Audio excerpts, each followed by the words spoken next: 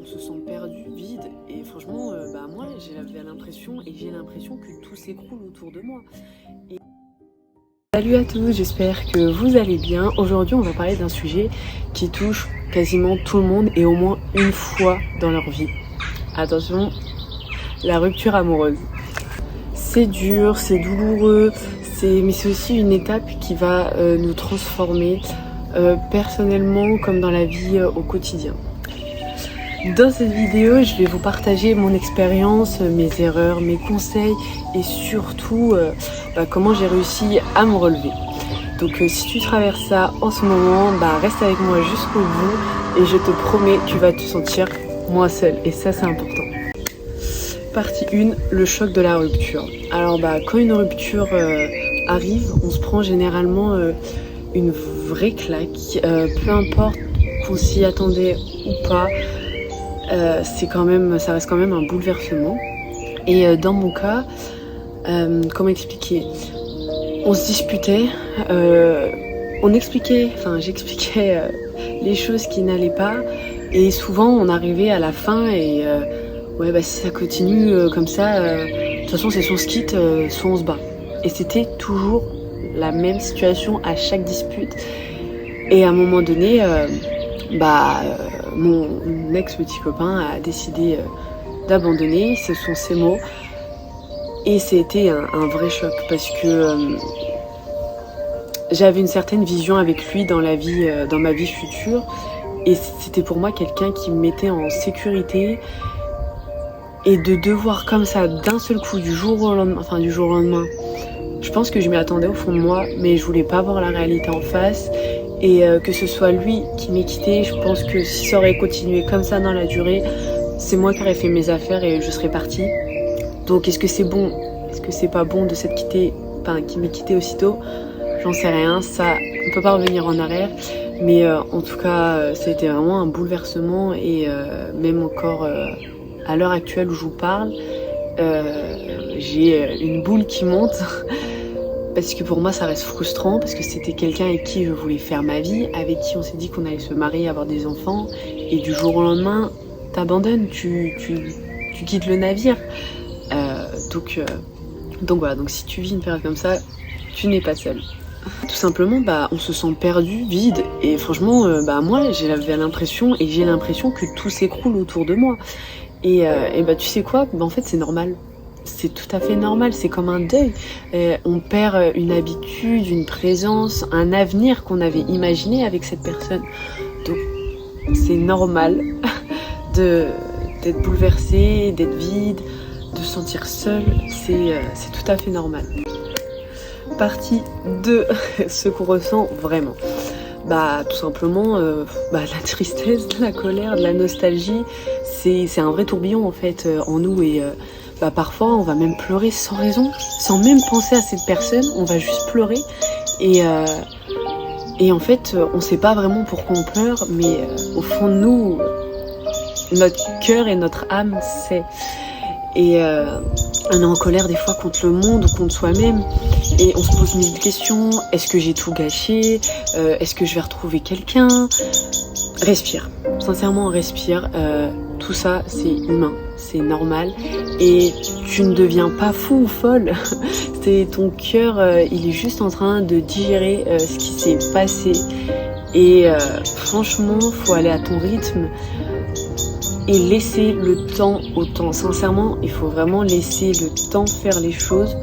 Alors ce que j'explique souvent, c'est le temps il fait 50% du travail, c'est-à-dire que les jours passent, les nuits passent, donc à un moment donné ta douleur elle va s'atténuer, mais elle va s'atténuer que si en fait tu fais les 50% de l'autre chemin et en te disant ok, ce matin je vais me lever, je vais aller boire un café seul dans un petit resto, dans un petit bar et je vais apprendre à revivre seul.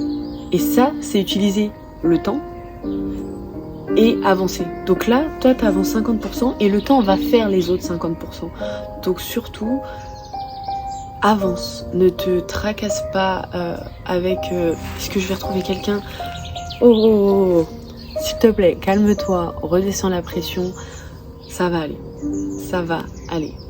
Sincèrement, ça me fait rire quand je m'entends parler, quand je me regarde là dans dans la caméra, en fait c'est ce qu'on a pu me dire et c'est que j'ai du mal en fait, j'ai du mal à encaisser, j'ai du mal à entendre.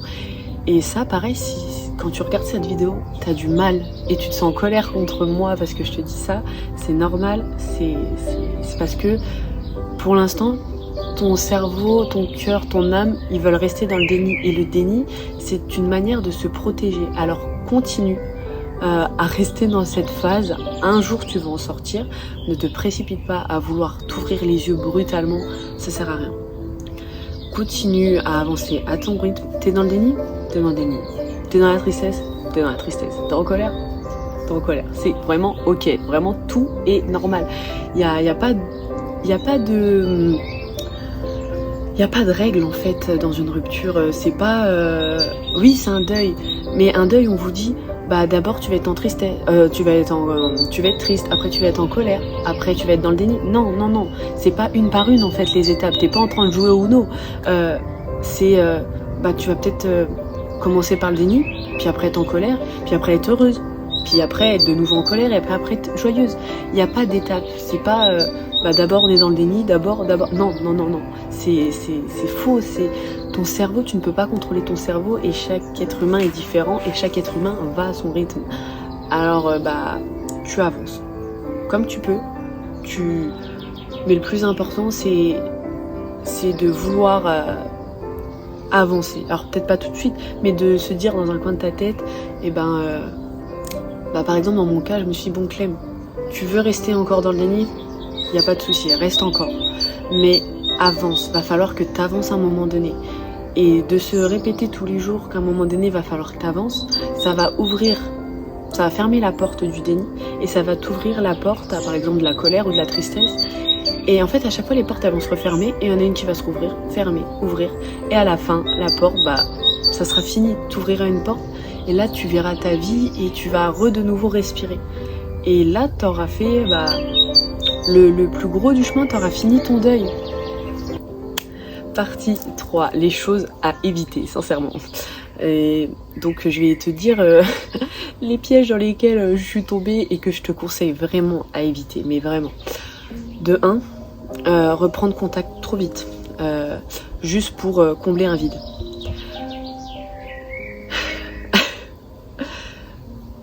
J'ai les larmes en fait qui montent pendant que je fais cette vidéo parce que sincèrement je sais que c'est compliqué de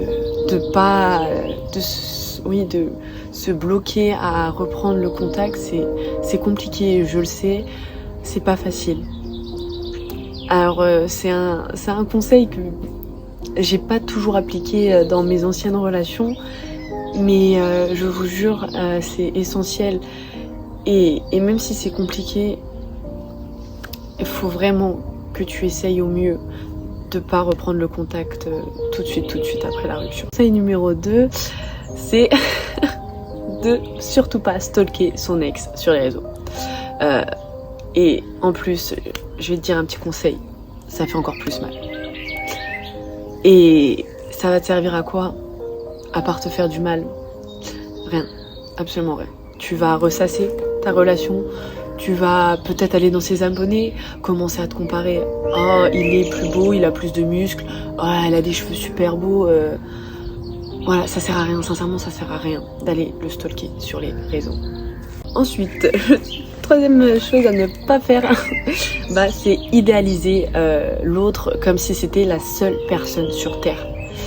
Non, ma chérie, non mon loulou, toi qui regardes cette vidéo, ce n'est pas la seule personne sur cette terre. On est assez dans tout le monde, je pense qu'il n'y a pas de doute sur ça. C'est pas la seule personne qui pourra t'aimer et qui pourra t'apporter ce que tu veux et ce que tu aimes. Donc ça, rentre-toi-le bien dans la tête parce que c'est absolument pas la seule personne. Je t'assure, fais-moi confiance. Et la dernière chose à éviter, c'est la 4e, c'est s'isoler ou penser qu'on doit tout gérer seul. Et crois-moi, cette erreur, elle retarde la guérison et sincèrement, je parle d'expérience là. Parce que là, je vais utiliser un exemple concret, c'est dans mon cas.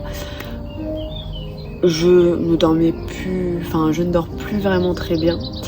Je ne me nourris plus vraiment aussi. Et c'est pas bien parce que t'es en train de je suis en train de me renfermer sur une bulle. Et le problème c'est que déjà, j'ai un deuil à gérer. Donc si en plus je me mets une bulle, une double carapace, c'est me mettre toute seule des bâtons dans les roues. Alors vraiment, ne te sens pas seule déjà. Parce que comme ma première vidéo, et d'ailleurs je t'incite à aller la voir, j'ai bien dit que la première chose à retenir sur cette première vidéo de présentation, c'est tu n'es pas seule, ou du moins tu n'es plus seule parce que je suis là. Partie 4, le processus de guérison. J'y suis pas encore. Mais la bonne nouvelle, c'est qu'on peut guérir déjà, ça c'est une bonne chose. Mais ça prend du temps. Ça prend du temps, de la patience, de l'énergie et de ton temps. Et moi, ce qui m'a aidé dans d'autres relations, c'est parler à des amis, à la famille, ou juste vider son cœur, pour vraiment juste vider son cœur. Après, ce qui m'a aidé aussi, c'est écrire. Écrire un journal, une lettre. Tu peux même écrire une lettre à ton ex que tu n'envoies pas. Parce qu'on se rappelle des conseils avant, on ne reprend pas contact tout de suite avec son ex. Donc tu peux écrire une lettre que tu gardes pour toi. Et le but, c'est de pas de lui envoyer, c'est d'écrire tout ce que tu as sur le cœur, tout ce qui t'a fait mal, tout ce qui t'a fait du bien. Parce que, petit rappel, il n'y a pas que du mal dans une relation quand elle se finit. Donc écris. Tu peux écrire, ça fait du bien. Tu peux aussi bouger, faire du sport, aller marcher, danser, peu importe. Sincèrement, peu importe. Le corps aide à libérer l'esprit. Et ça, je vous jure, c'est vrai. Le corps aide à libérer l'esprit. Tu peux aussi créer, par exemple, une musique. Tu peux dessiner, tu peux faire des vidéos. Comme ce que je suis en train de faire, sincèrement. Parce qu'avoir créé ma chaîne YouTube, pour moi, c'était un pas pour avancer, pour parler de mon expérience, pour parler de choses qui m'animent, parce que le développement personnel, c'est un truc qui me passionne. Et en fait, c'est en train d'occuper mon cerveau pendant que je vous parle. Et inconsciemment, vous le savez peut-être pas, mais moi, à travers mes vidéos, j'essaye d'apaiser et de mettre des mots sur des mots. Je vais vous l'écrire parce que sinon vous n'allez pas comprendre. Des mots sur des mots. Et j'essaye au mieux que je peux de vous aider et de vous guérir de vos douleurs. Et en fait, moi, sincèrement, c'est vous qui est en train de me guérir à travers les vidéos que je fais. Et, en dernier recours, si ça devient trop lourd, ce que j'ai fait aussi, c'est consulter un professionnel. Ça n'a rien de honteux. Que tu sois un homme, une femme, un enfant, peu importe ton âge, peu importe ton sexe, ce n'est pas honteux d'aller consulter un psychologue. C'est justement, en fait, c'est là tu t'ouvres une porte à la guérison. C'est quand je parlais de porte tout à l'heure, et là tu t'ouvres une porte à la guérison et t'es en train de te construire un chemin. Et comme je t'ai dit, oula, il y a une blessure qui vient de me foncer dessus. Et comme je disais, le deuil, ça n'a pas d'étape fixe. Tu passes pas par la première étape deuil, deuxième étape colère, troisième étape tristesse, non. Toi, tu as tout simplement peut-être besoin de commencer par en parler avec une professionnelle qui va t'aider, qui va te guider. Et c'est ok, et vas-y, fonce, franchement, je t'incite à y aller, j'y suis allée. Et ça me fait beaucoup de bien de parler de certaines choses à quelqu'un qui va mettre des mots sur ce que vous ressentez, et ça c'est important. Sincèrement, c'est très important d'avoir quelqu'un qui va vous mettre des mots sur des choses que vous ne comprenez peut-être pas ou que vous ne réalisez pas. Chaque petite chose compte. Même prendre soin de soi en mangeant mieux ou en faisant une routine du matin, ça compte. Partie 5, c'est la dernière avant la conclusion. Donc ce que la rupture m'a appris, avec le recul, je me rends compte que cette rupture, ça m'a appris énormément à mieux me connaître, à comprendre ce que je veux dans une relation, à devenir plus forte, plus lucide, Et parfois, une fin est juste le début d'autre chose. Voilà, je parle tout ça parce que je sais que ça peut aider plus d'un. Et sincèrement, si tu penses être la seule personne à vivre une rupture amoureuse, c'est faux, c'est faux. C'est surtout, vraiment, ne te rende pas ça dans la tête, ne te rende pas le tuer seul, parce que ça, je vais revenir presque sur chacune de mes vidéos. Il faut pas se sentir seul, jamais.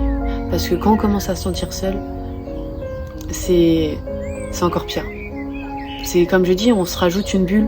Alors déjà qu'on a une bulle de deuil à franchir, mais si en plus après t'as franchi cette bulle de deuil et que là tu te retrouves face à une parce que tu dis mais en fait je suis toute seule, je me rends compte que je suis toute seule. Non. Donc on va éviter de se mettre une bulle en plus, de se mettre des obstacles en plus. Je pense que la vie elle nous en met déjà assez et la rupture amoureuse c'est un sacré obstacle celui-là. Donc non, tu n'es pas seule et juste apprécie la vie parce que elle va beaucoup trop vite. Sincèrement, elle va beaucoup trop vite. Je vais aller sur mes 20 ans. Et j'ai l'impression que le temps il passe trop vite, que j'ai pas le temps de tout faire ce que je veux. Et ça, je me mets une pression de dingue, mais de dingue. Et je veux tout faire tout de suite. Mais non. Même si la vie avance vite, enfin qu'on a l'impression qu'elle avance vite, faut savoir freiner et dire ok, stop, je me reconcentre, on souffle un bon coup. La vie, t'as l'impression qu'elle va vite, mais en vrai, faut relativiser et faut prendre le temps. Parce que plus tu vas prendre ton temps, plus ça va aller, plus tu vas ouvrir les yeux sur plein de choses, tu vas faire des nouvelles rencontres. Et tout ça, c'est en prenant son temps et en appréciant les bonnes choses, en appréciant les bonnes compagnies, que tu vas avancer petit à petit. Et se précipiter, à part t'engendrer du stress qui n'est absolument pas bon pour la santé, et encore plein de facteurs négatifs, ça va pas t'apporter grand chose. Et même s'il faut vivre à 2000 volts, ce que je fais vraiment dans ma vie, faut savoir vivre à 2000 volts, comme faut savoir prendre le temps de se reposer et de se dire oh, je pense que là ça fait 3 mois, je suis à fond, je vais peut-être commencer à y aller mollo et à refaire un point sur ma vie. Dernière petite chose avant d'être sur la fin de cette deuxième vidéo. Dans la vie, des fois on a l'impression qu'on est tombé sur la bonne personne. On le ressent, c'est là, je vous parle pas... Si tu ne l'as jamais ressenti, je pourrais pas vraiment te l'expliquer parce que c'est vraiment une sensation à l'intérieur de toi où quand tu regardes cette personne,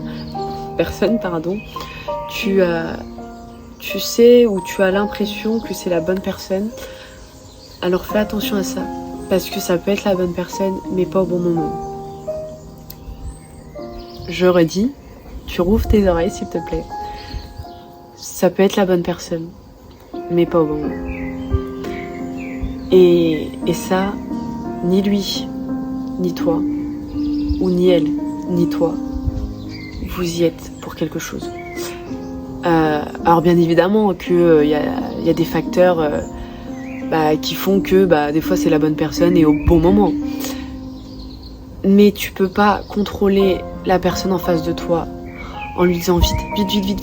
Faut que tu deviennes plus mature, faut que tu deviennes plus machin, faut que tu deviennes moins ça pour que notre relation tienne. Non, ça c'est le temps qui va lui montrer qu'il faut ou qu'il faut qu'elle ou qu'il devienne comme ça ou qui. Et attention, je vous parle pas de changer, je vous parle d'évoluer, personnellement. Je vous parle pas de changer quelqu'un. Et ça malheureusement, tu n'y es pas. Tu peux pas remédier, tu peux pas avancer le temps pour qu'il apprenne ou qu'elle apprenne à faire des choses plus vite, qu'elle apprenne à être plus mature ou qu'il apprenne à être moins jaloux. C'est pas possible. Sincèrement, c'est pas possible. Tu vas user toute ton énergie pour rien. Donc voilà, nous sommes dans la conclusion Donc si t'es en pleine rupture, bah sache que tu n'es vraiment pas seule du tout. Je t'envoie toute ma force et rappelle-toi bah, que tu vas t'en sortir. Tu vas t'en sortir. Et un jour tu te réveilleras et tu te sentiras un peu plus légère. Tu reprendras goût à la vie. Si cette vidéo t'a aidé ou t'a touché, bah, n'hésite vraiment pas à laisser un petit commentaire bah, pour partager ton histoire. Et on est là bah, les uns pour les autres. Vraiment, c'est ce que je veux. Qu'on soit tous unis, tous ceux qui regardent cette vidéo et qui vont commenter, partager, liker. Enfin, moi, je veux sincèrement qu'on crée bah, une entraide, une empathie et on va se relever tous ensemble. N'hésite pas surtout à partager, liker, commenter et activer la cloche si pour la prochaine vidéo, bah, comme celle-ci, je ne sais pas encore quelle va être la prochaine vidéo. Je vais mettre mon Insta en fin de vidéo, mais je fais des sondages sur mon compte Insta pour savoir de quelle vidéo je vais parler bah, prochainement. Donc voilà, n'hésite surtout pas à aller aussi sur mon compte Insta parce que le sondage arrive tout de suite après que j'ai envoyé et publié cette vidéo. J'avais encore un petit truc à dire. Le plus important, toi qui me regardes, c'est prends soin de toi. Sincèrement, prends soin de toi et aime la vie. Et parfois, je vais vous sortir une petite citation. Parfois, bah, il faut tout perdre pour se retrouver. Allez, moi je vous laisse sur ça. Bisous!